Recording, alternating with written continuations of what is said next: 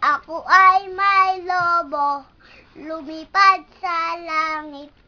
Hindi ko na nakita, pumutok na pala. Sayang ng pera ko, pinambili ng lobo. Sa pagkain sana, nabusog pa ako.